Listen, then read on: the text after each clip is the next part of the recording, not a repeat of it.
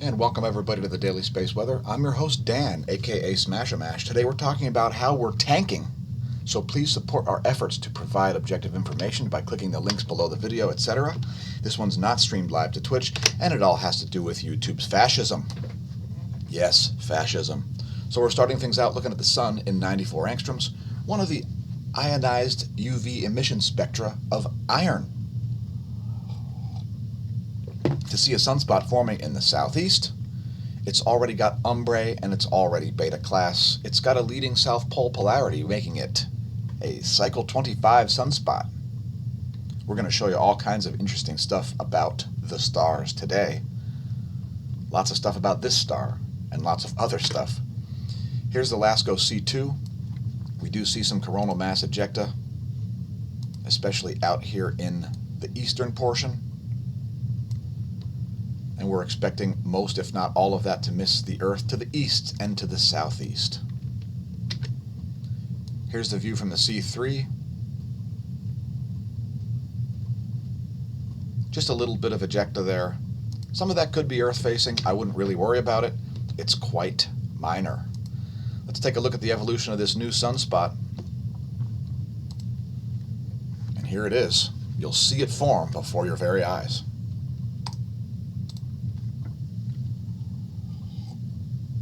Again, that's already beta class, as we see a north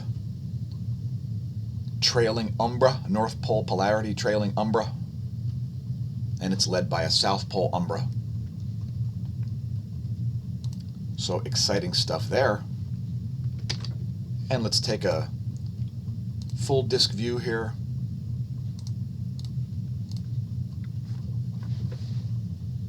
In 171 angstroms, you see this large plage in the northern hemisphere now rotating out of the Earth-facing region. And we're going to show you some more stuff here. Here's a 304 angstroms view. And I just wanted to show you how to use alternative instruments here. So here's the SDO colorized magnetogram view. And we're going to show you how to use this. If you're on the SDO, the page that we always show, it's under the Sun Now, right? So if you go to that page and you click AIA/HMI Browse Data, you'll see this screen. Pick your dates. I'll pick yesterday and today.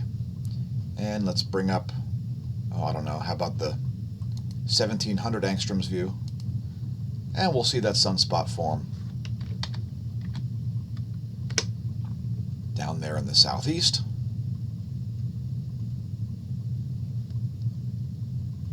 Not a very good view of it really, but in any case, that is how you use the browse data. It's very easy. Just pick your wavelength. And how about the 193 angstroms for a coronal hole watch? Small coronal hole on the equator there, otherwise not a lot to comment on. The radial flux has come back up to 70. That's a 10.7 centimeter radial flux discovered in 1947 by Canadian radio astronomers. And there's the about 3-year graph. And we've actually moved into over 70 solar flux units for smooth monthly values. The KP index, a measure of global geomagnetism, is at 1. X-ray flux remains fairly flatlined here. Don't be surprised to see some X-ray flaring out of that sunspot, since despite its kind of small size, it is more than able to produce X-ray flares. We don't really see anything by way of proton flux events here, and don't expect any. There's not a whole lot of ejecta headed our way. Next, taking a look at the real-time solar wind to see the phi angle's been shifting. Don't be surprised to see this get back into a more middle-of-the-road stance here. We see some pulses here, which look like coronal hole magnetic connections. We'll show you a display of that momentarily. The BTBZ's also recently shifted.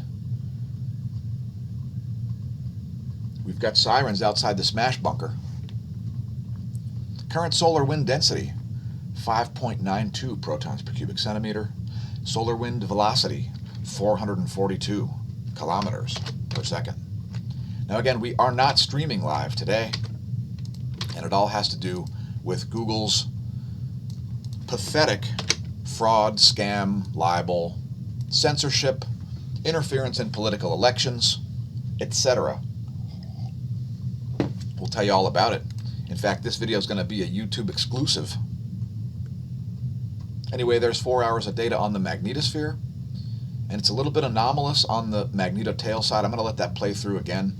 Watch this area down here. And that's probably caused because we have multiple double layers, very high levels of electron flux. So there are a lot of electrons out there for the protons to react with as they show up from the solar wind. You can see some minor changes in the pressure there toward the end of the movie. And let's go a little closer to home and look at ground magnetic perturbations, and we see quite a bit. This is primarily magnetic in nature, not so much induction-induced. I should just say induced, not just induced by incoming solar protons. We've seen some interesting auroras, and there's some good photos of a sunburst-style aurora on spaceweather.com. Louisiana still got 182,000 out of their 2 million tracked custies without power. California still 15,000 without power. The ghost magnetometer has been a little bit smoother, and don't be surprised to see this go back to a more unsmooth state. Here, look at the 7-day. If I show you the 7-day, there you go. There's 7 days, and you see very spiky magnetometer data. And we're expecting the South Pole current sheet to be exchanged for the North Pole current sheet once again. Here's a diagram of the magnetic field force lines. And this is sort of a new feature on the Daily Space Weather. We've been showing this because I like it. It's showing closed potential field force lines at the North Pole, open potential field force lines at the South Pole, coronal hole field force lines in purple, and you can see the B field there shown in green. Here's a more traditional view. It's the top view ecliptic plane field plot. It also shows you stereo A and stereo B, which are located in those spots. Lagrange point 4 and Lagrange point 5. So don't be surprised to see us snap back into the North Pole current sheet, the one shown in green here. And it all has to do with that sunspot. I'm not going to get into the physics of it today. It's all part of magnetohydrodynamics. Here's the line of sight field plot. And you may see this B field be pulled down toward the south toward the end of the movie. Not yet, not showing up yet. Keep in mind the data is quite new, 1 hour and 16 minutes old. Just be aware that the magnetic environment can change suddenly. And welcome to another Smash Light segment, which is integrated into the entire video. We're not doing any clips today, so this video will appear on our playlists in the Cosmology segment, in Smash Lights, and in the Daily Space Weather. So check out our playlists, youtube.com/smashomash/playlists. We've got quite a few of them.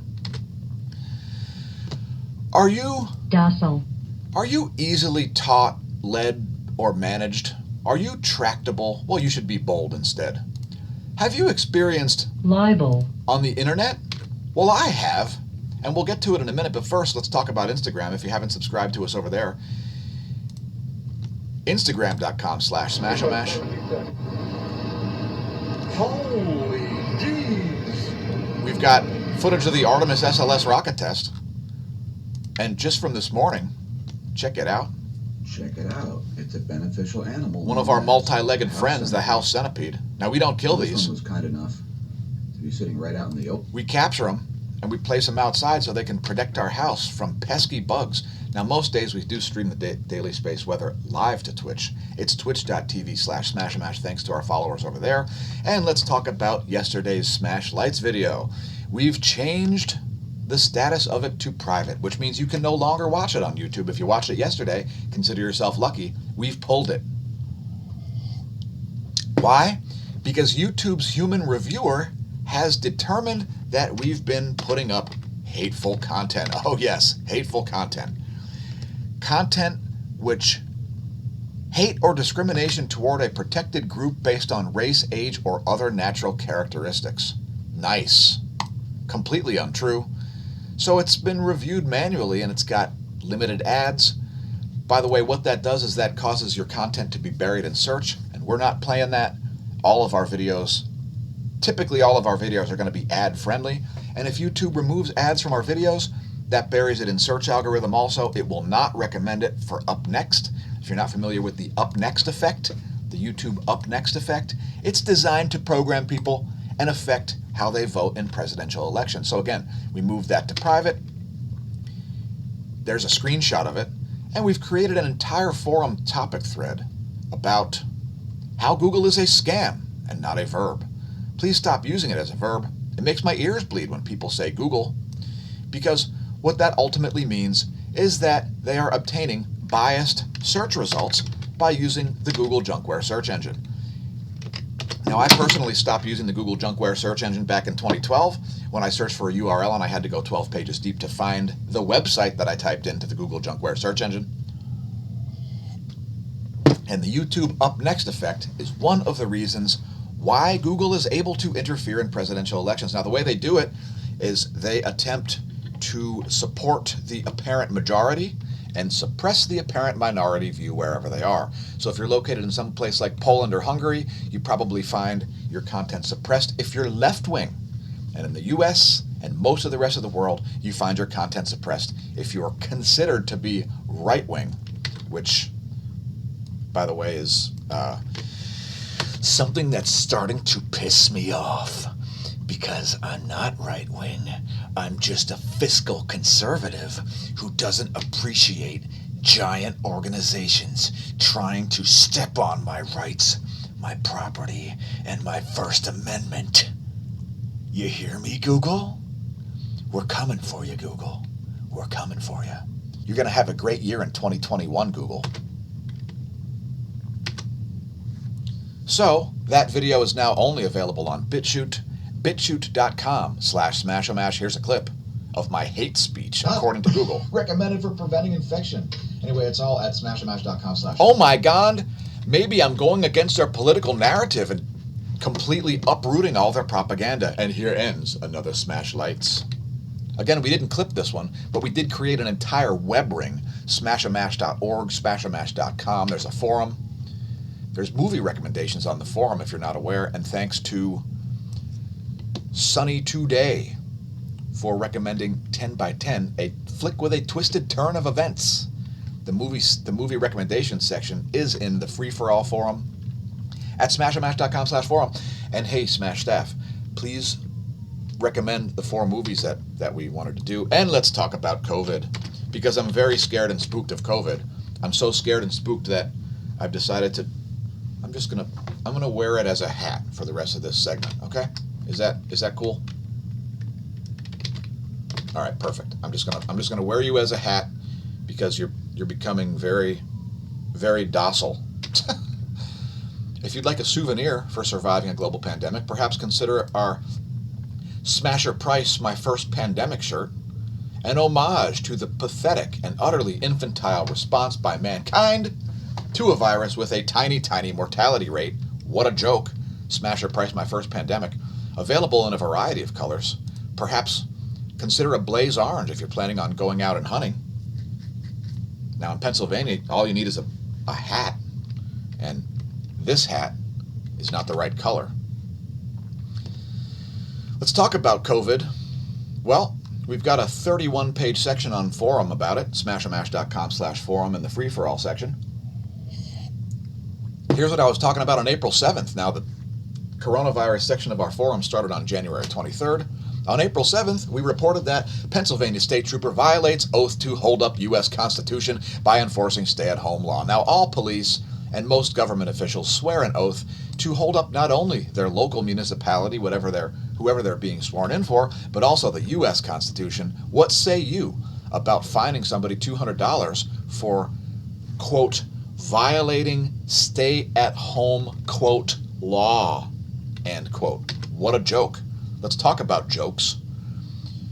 Now, at smashomash.com/forum, smashomash.org, we've got a link to our affiliates. So if you go to smashomash.org and you click affiliate, we've got a list of items there. Now you got to turn off ad blockers on this page, and you can set up your ad blocker so it only turns them off on this page. And we've got a bunch of items there. We're going to get back to this in a minute. But first, let's talk about Garnier Fructis. Now, that's what I use on my lustrous hair. So perhaps pick up some if you'd like your hair to smell as good as mine. Why am I talking about it? Well, because I always keep my hair smelling perfectly, just in case Joe Biden shows up for a photo op. Now, I realize I'm not a woman, so he's probably not going to sniff my hair, but hey, you never know. Maybe I'll wear a dress and see if I can pull it off. The Secret Service has admitted to destroying records in alleged Biden breast-grabbing incident. Why? Because the Secret Service agent's wife had her breast cupped, and it almost led to a fight between the Secret Service agent and No Malarkey Joe. No malarkey, Joe. No malarkey. Seems like malarkey. What do you think? Does it seem like malarkey to you? Let's scroll down CNBC.com's headlines, as the market ain't open yet. And by the way, I'm getting used to my new mouse here. That's why I'm having a little bit of trouble. All right, so let's just scroll the headlines here. Chinese firms are learning a painful lesson due to India's app crackdown, as folks are not appreciative of, oh my God, it vanished. As a lot of countries and individuals are not appreciative of some of China's apps, it all has to do with the Chinese Communist Party, and I won't get into it today. There's a lot of stupid money, according to Jim Cramer, which is absolutely true. Anyway, let's talk about the Mises Institute. If you don't check out Mises.org, well, what are you waiting for? Somebody that actually understands economics.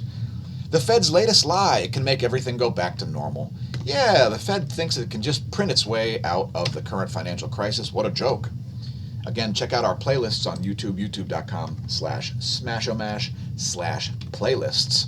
There's a Smash Lights, there's cosmology segments, and we've moved on to a cosmology segment, thank goodness. Not necessarily for Chef Boyardee. Let's talk about cosmic rays.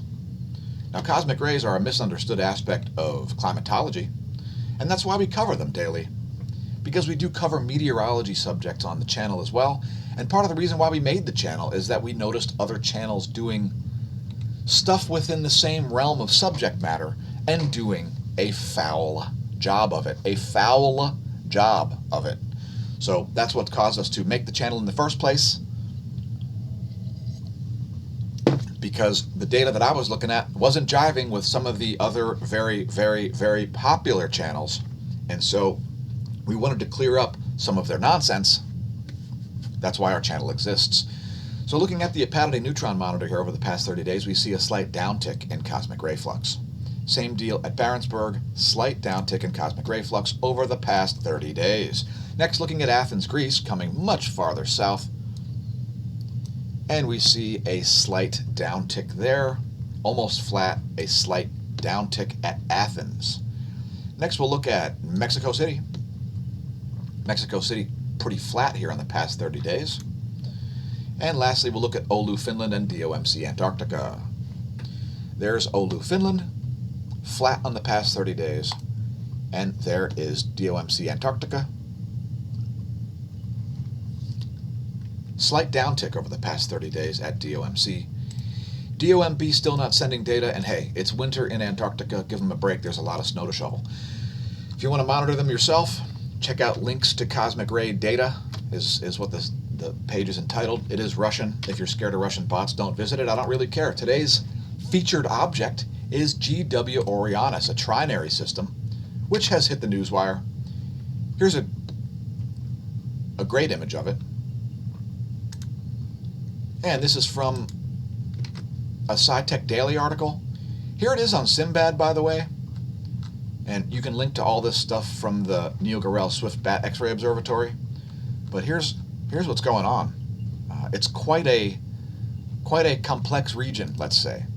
And if you look at it under X-rays, the XMM Newton will give you a little better resolution there. Maybe not.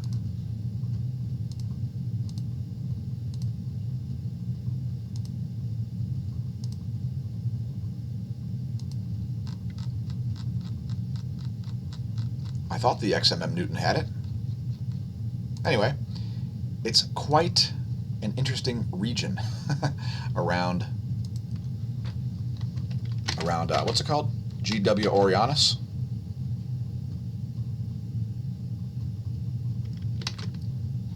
And by the way, just a little refresher here. In order to look up certain objects, one of the ways you can do it, if you find it at the Neil Gorell Swift Bat X-ray Observatory, for instance, Cygnus X3, otherwise known as Deneb, the massive X-ray binary, just click on SIMBAD,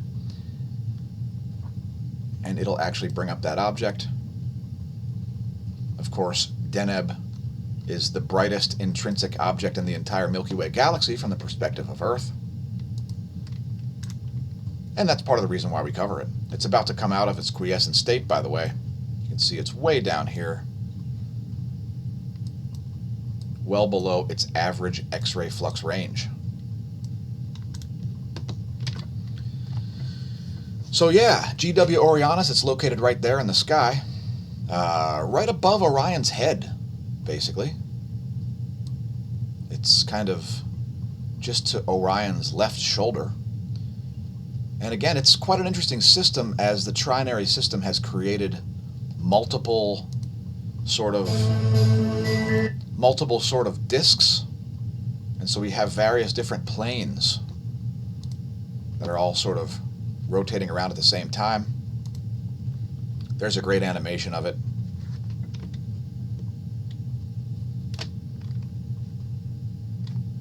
And so each of those stars kind of has its own system there, and this is the kind of scenario where you could get planets with incredibly eccentric orbits, where they're somehow irregularly orbiting all three stars. It's quite a complex system, to say the least.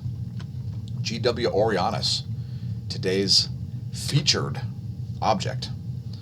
By the way, thanks to our subscribe stars and to our patrons, the true source of funding for the content. Please consider becoming a patron.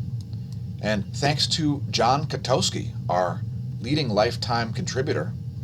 And we didn't miss what you said yesterday. Sorry about misspelling your name. And there's your correction. So yeah, please consider becoming a patron. The true source of funding for the content is our patrons. As we showed you earlier, YouTube strives to pay us absolutely nothing. We can't seem to get over about 1,650 subscribers, which is fine. I don't really care because, well, YouTube's platform sucks. It's a dinosaur. It's a zombie corporation. And that's why we encourage our viewers to view alt tech. So again, thanks to our patrons. Please consider becoming a patron. We have 9 different tiers over there for your convenience. And there are some different benefits depending on which level. Anywhere from $1 to $15 per month is what we ask, although you can donate any amount. Patreon.com/SmashoMash. Again, check out our affiliate links. It's smashomash.com/affiliate. There's all kinds of stuff there. The latest item is, well, let's not talk about the latest item. Let's talk about the second latest item. The Lenovo Legion M200 mouse, yes. Well, I'm using it now. Because for those of you who didn't like my squeaky mouse wheel, here's the new unit. Yes, it's got a braided cable. It's got illumination and a DPI on the fly button. It's got the back and forward button, so you don't have to press back and forward. You know, Alt. If you press Alt arrow right or Alt arrow left on the side of the mouse, actually you see those buttons there. There are those buttons. It's a good time. And check out our other products there, smashomash.com/affiliate. We've got very high levels of electron flux continuing here. And we put up the 7-day graph here to show you how high the levels got. Yesterday we reported that they were at approximately 30 times the warning level. And that this causes things like satellite drag and charging. So yeah, very, very highly densely charged up Van Allen belts are out there right now. Here's the current charging hazard situation, mostly in the southern hemisphere, and some pretty serious charging hazards there. Here's the total electron content forecast, and we see some anomalies here. Again, there's just a surplus of electrons up there. Oh man, boysenberry flavored coffee is good times. Oh, I'm sorry, red raspberry flavored. We'll put up a recipe sometime for that. And here's the relativistic electron forecast. NOAA is that NOAA or NASA? NOAA.gov is forecasting a slight downtick in the electron flux. Let's look at one slice of the atmosphere, just the ionosphere layer, and it's looking a little anomalous too here. We're seeing sudden charge-up, discharge events on the sun-facing portion. You can see how wobbly this area here looks. That's just behind where the sun's located, folks. Now, it only takes 8 minutes for the light to get to Earth. And I don't know why I'm telling you that. It takes 8 minutes for the light to arrive. Anyway, here's the latest image, and the ionosphere is looking a little anomalous. The anomalous ionosphere. Covered here on the daily space weather videos. Let's look at a diagram of the planets. Mercury's swinging around to lap the Earth once again. There's where things will be in 1 week. Here's what's going on above my head. I like to create star charts at in-the-sky.org. I'm not paid to say it. My only contribution to in-the-sky.org is showing it on these videos. You can draw on the ecliptic plane. I like to face mine to the south because that's where the ecliptic plane is, as well as the direction I'm currently facing and the direction my couch faces. You should have a great view of the moon, Mars, and Venus if you have clear skies right now. And let's talk about David Blaine's ascension. Yes, he floated away on balloons. And guess what? David Blaine had a pulse oximeter. If you want to buy one, head to smashomash.com/affiliate. It's the first item on the list. And again, turn off your ad blockers for that page or you will not see it, as our Amazon affiliate links are ads. Almost 14,000 feet. Ready? Starting my purging now. So David Blaine has special breathing techniques. You may want to learn about that. There's also a great Joe Rogan experience featuring David Blaine where they talk for 2 hours and 21 minutes. It's quite interesting. David Blaine, super interesting. And again, there's that pulse oximeter that we're advertising. It's the Zacurate. And by the way, it's not made in China. It's made in Texas. I checked the label. Let's look at earthquakes. Yeah, earthquake. Hey. Could you're in the way. Oh, it's becoming so amenable nowadays. Now, one of the things we notice here is 3 earthquakes right on the Antarctic and plate boundary. That's interesting. Let's scroll up the rest of the list. First one to report here is a 4.8 at Tonga. It's at over 200 kilometers depth, and a 4.5 at Fiji at nearly 600 kilometers depth. And that Fijian quake came in at 1913, so 7:13 p.m. Universal Time yesterday. And let's just go up the list here. Very deep quake at the Philippines, one of the deepest ones we've ever covered. 592 kilometers and a 4.5 magnitude.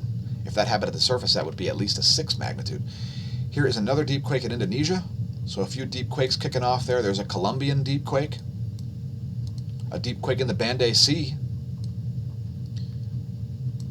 And I would stay on earthquake alert if I were in an earthquake-prone area right now, as we've just come off of a heavy solar wind event. If you're in these areas especially, please have an earthquake plan. Maybe have a bug-out bag. Maybe know which buildings will collapse if you try to evacuate yours. In the event of an earthquake, have some idea what will happen. That is prepping in itself.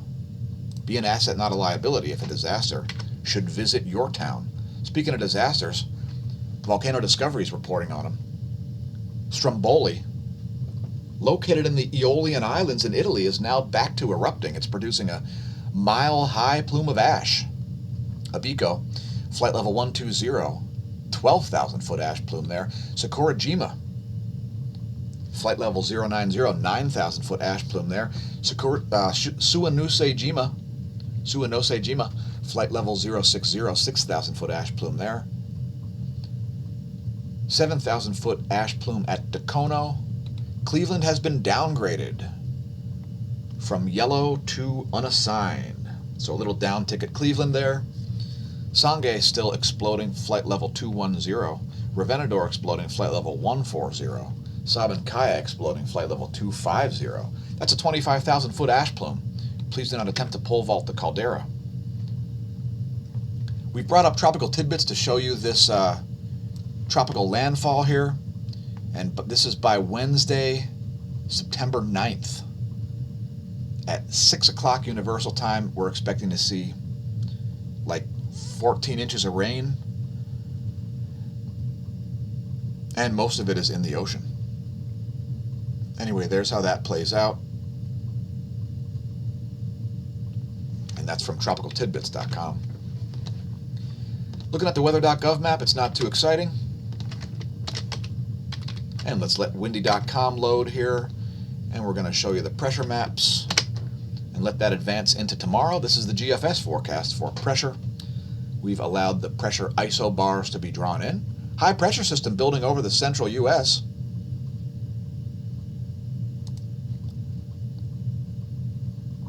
And it looks like we'll have clear skies over the eastern portion of the country, most likely tomorrow at noon my time. And if you're wondering where I'm located, it's Lehigh Valley, Pennsylvania.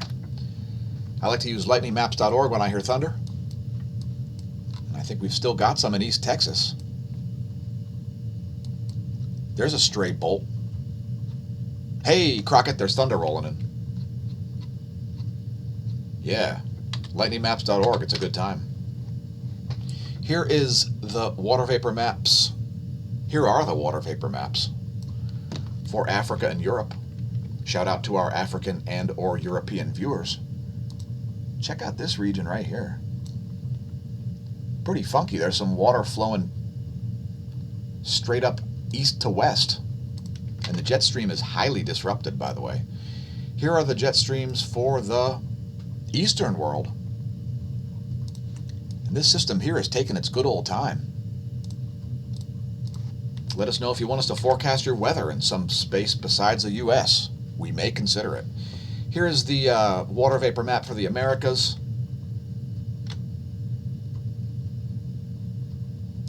And you can see how moist this area is. Shout out to Isaac Butterfield for being so moist. He's not a dry dude at all, is he? Yet another reason not to visit Australia, Isaac Butterfield. Just kidding. He's a good guy. Here's the U.S. Doppler radar map. And how about the cloud layer? Here's what's going on in the cloud layer. And here's the U.S. water vapor map. And we're going to zoom in on my location, which is right about there.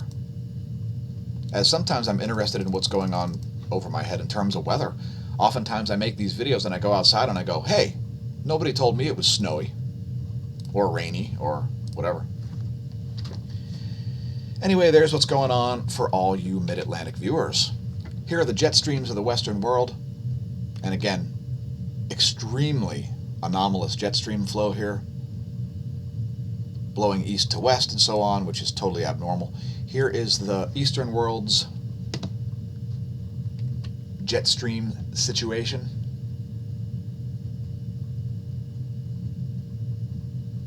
And this system here is obviously very strong as it's showing up in the flight level 250. Let's see what's going on at the surface. That is a major system there. Major disruption. We don't see a clockwise rotation. And we don't see any disruption at 70,000 feet. But there you go. 25,000 feet, we actually see counterclockwise rotation, making that into a quite serious system. And hey, Smash Team, it's time for me to, well, you know, vanish. And thank the Smash Team for tuning in. We invite you to head to smashamash.org and visit our links. And we thank you for flying American Smashways. Please keep your head and arms inside the Smash plane at all times. We're going to bring up the 131 angstroms view. We're going to show you that sunspot in colorized magnetogram, the latest, as well as in intensitygram, if it loads. Let's try again. There we go.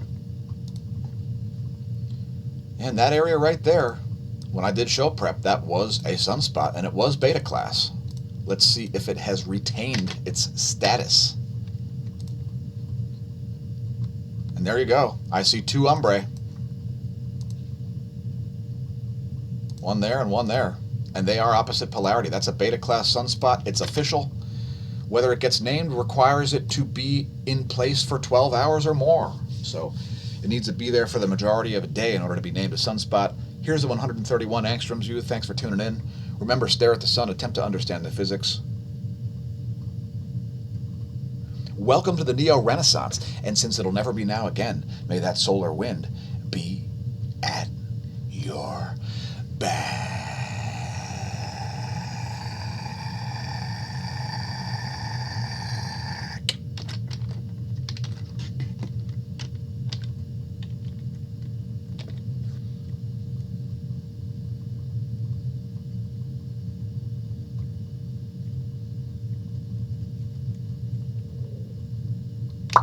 Man, that thing must be made in China. Is it made in China? It's made in China.